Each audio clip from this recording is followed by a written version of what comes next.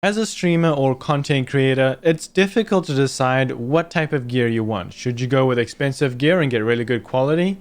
Or should you go with the budget option so that you can, pay your bills with the money still? Or maybe you want to spread the load or spread your finances so that you can do more with less. And I'm going to show you what gear you can compromise on and what gear you shouldn't compromise on. Now, the first piece of gear, and this is highly contested, the GoXLR and GoXLR Mini. These are very, very fantastic and powerful audio interfaces. You get 4 physical sliders plus a mute button, you get a bleep or swear button, and you get the other buttons to mute these sliders.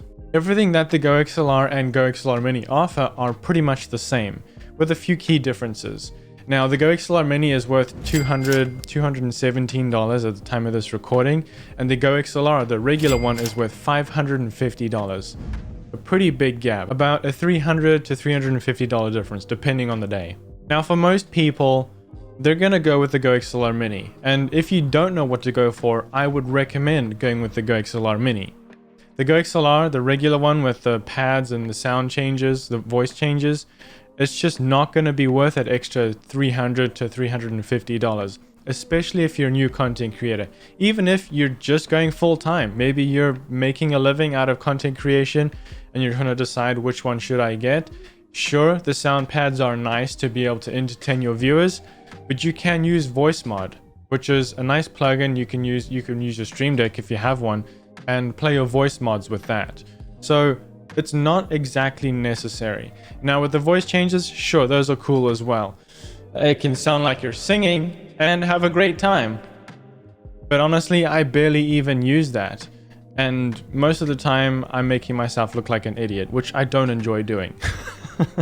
Now, 2 other key differences that you have with the GoXLR and the GoXLR Mini is the headphone jack and 3.5mm microphone jack are on the front of the GoXLR Mini, whereas on the regular GoXLR, they're on the back, which isn't a big deal. There's nothing wrong with it. You get a cable channel underneath both units, so you can run your cables underneath it to the front or back if you need to do that.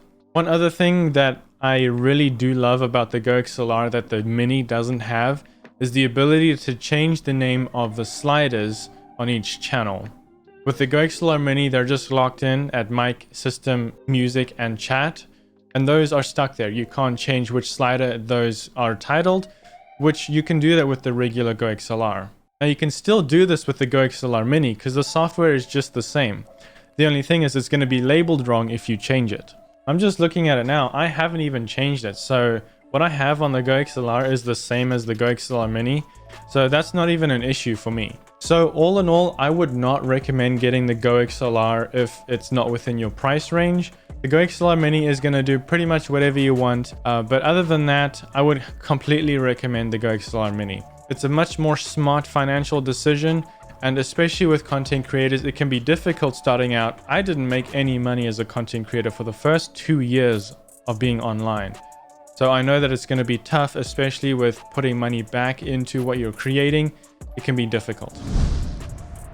Now, one of the biggest questions that I get on my YouTube comments and on Twitch where I stream is what microphone should I get? Now, I'm going to assume you don't want a cheap $100 microphone that you get from Elgato because those are really good value and they basically do what a GoXLR does at $100.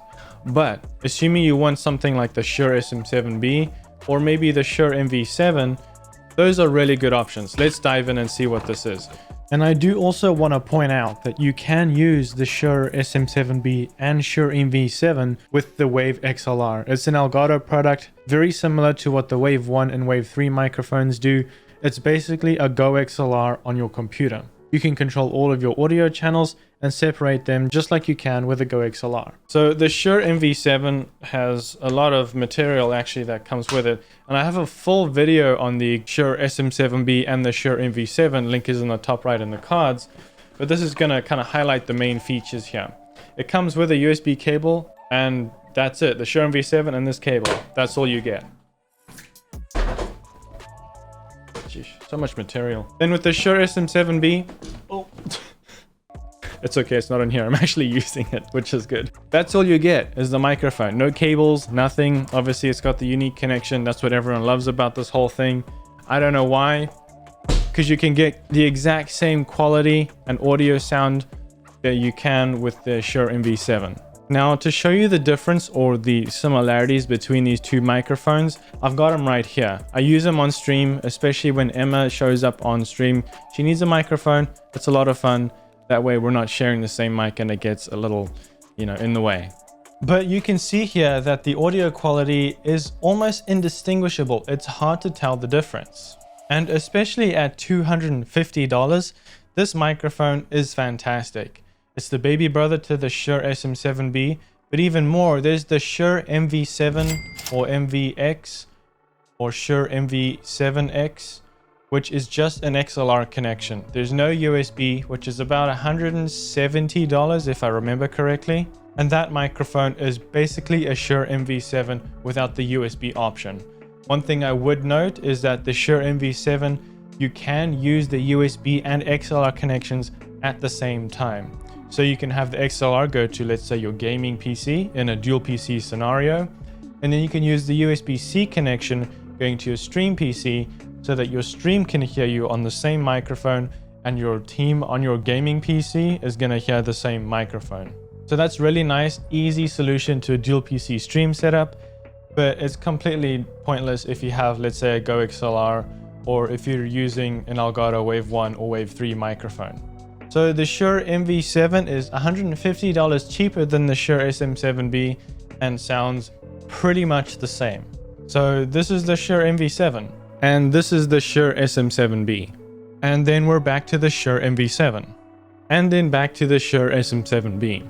Can you tell the difference? It's probably very minor. Now, another very common question I get is what camera or webcam should I get? Well, if you're going to ask me what webcam should I get, definitely the Elgato Facecam. It's the best webcam out there right now, and yes, I am partnered with them, and I'm not just recommending it because they pay me, but because I genuinely love the product and I use it all the time. Right out of the box, it comes with the Facecam itself, a nice cover in case you're a private person like me. And then you've also got the cables and, the user manuals as well, which no one reads. I own two of these face cams, and the first one I bought with my own money when I first reviewed this product. And I have a full video in the top right in the cards. Now, the Elgato Facecam just had a price discount. It's currently $170, and it's staying like that. It used to be $200, now it's cheaper. Now, Elgato Facecam is definitely a great option to get if you don't want to spend $1,000 plus on a DSLR and cam link combination to use essentially what I'm doing right now. I've got the Canon M50 Mark II connected to my cam link 4K going into OBS right now. And I've been using this whole video so you can see what it looks like. So you're probably curious on what this looks like.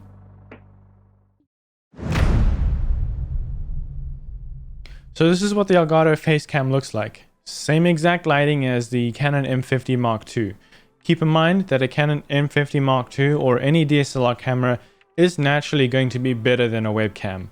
But this is to show you how close it can actually get to being at a DSLR or high camera quality without paying too much money to the point where you're spending over $500 to $1,000.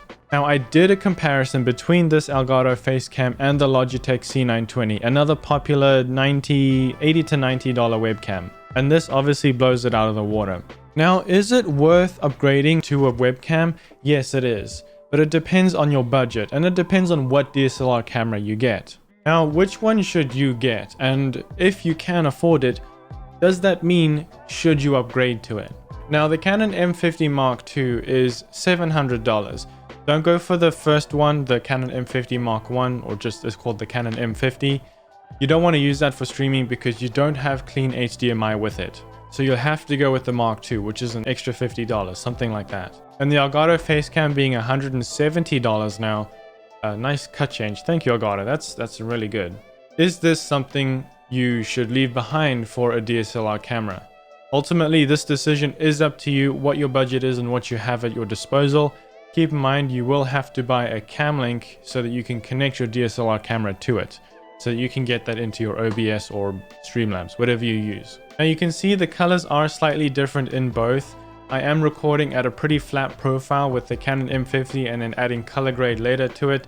which I should probably add a little bit more to be fair. And I haven't done much tweaking with the Elgato Facecam. This is really just what it looks like out of the box. I did have to adjust the exposure a little bit so that it was, you know, what it should be. But other than that, no other editing to it. I have added a color grade to the Canon M50 with OBS so that it's not so flat and boring. Okay, so the Elgato Keylight and the Keylight Air. Already the box is slightly smaller on the Keylight Air, naturally, that's to be expected. So in the box you've got your user manual, you've got the light obviously, which is in a nice protective casing. This is the meat of the gear. You can already see, looks really nice. I have a full video on this. If you want to check it out, it's in the top right on the cards. Then it comes with a nice desk mount. It's got a clamp on it. You can clamp it on pretty much any desk, which is nice. One thing you can do in case it's right next to a wall and you can't turn it, you can pull the handle down, adjust it, and then let it go, and then you can turn it again. And then you've got the power cables / adapters, and it's also got the cable management ties here, which you put right on the stand, and it will manage your cables all nicely. You've got this little ring which goes right on the top to cushion the light. So let's go ahead and put that on the top here. Make sure we face that the right way. Okay, so we've got the Keylight here. Let's go ahead and unbox the Keylight Air. User manual, which I'm not gonna want. And then we've got the power cables / adapters. And then in here comes some nice little adapters. So you can mount these in different ways. So let's put that there. Then let's go ahead and open this. This is the weight. This is pretty nice. It's got a soft bottom here. And then you can just, you know, put the stand right here. So let's go ahead and put that there. Then here's the light itself. This is way lighter. The back is made out of plastic, where the back of this one is made out of also plastic, but it's more premium plastic. So I can definitely feel a improvement in build quality with the Elgato Keylight as opposed to the Keylight Air. You can already see there is a sizable difference. It's about half the size. This also has a reset button. This is a separate reset button. The power cable goes in there, on and off switches here. With the Elgato Keylight, you've got the reset button as part of the power button. So you hold it one way to reset it and push it the other way to turn it on. And then you've got the arm here, which isn't as solid as the main arm that you get with the Keylight, but this is still pretty solid. It's not as hefty or heavy, but that's probably because of this bottom piece here. This is slightly smaller as well. So you can see the difference here. This is with the Keylight, and then this is the Keylight Air. Then the base is pretty hefty. It doesn't feel like it's going to move anywhere. Let's go ahead and attach it. Now it only goes on one way. There's a lip here, which you can put right over here. And then it looks like you've got this screw right over here to screw it into the base. The Elgato Keylight and the Elgato Keylight Air are very similar products. Should you spend $200 on a Keylight, or should you spend $130 on a Keylight Air? Now the first thing people might want to do is buy a master mount, which is 50 bucks. It's another desk clamp that goes onto your desk, and you can connect the Keylight Air to it, because the Keylight Air comes with a stand that sits on your desk, and it has a larger profile than the Elgato Keylight. And some people might not want the heavy stand. It's not that heavy, but heavy enough to stop it from toppling over at its maximum height. Some people might not want to have that stand on their desk. So then they do the math, 50, 60, and they see if they buy the master mount, which is 50 bucks, and the Keylight Air, which is 130, they get to save 20 bucks than buying the Keylight that you get, as you can see right now. I'm using it right now. But then there's the dilemma of, is that $20 difference worth the half power that the Keylight Air gets as opposed to the regular Keylight? Because the Keylight Air has 1400 lumens as opposed to the 2800 that the regular Keylight has. That's a measure of brightness, essentially. So the Keylight Air is half the brightness. Now every other feature that you get with the Keylight Air and Keylight are the same, such as color temperature, same color temperature range. It can go from 2900 Kelvin to 7000 Kelvin. So here's 2900 Kelvin, which is super warm, and then 7000 Kelvin, which is super blue, or, you know, kind of those nighttime scenes. And you can still control both lights with the Stream Deck if you get a Stream Deck.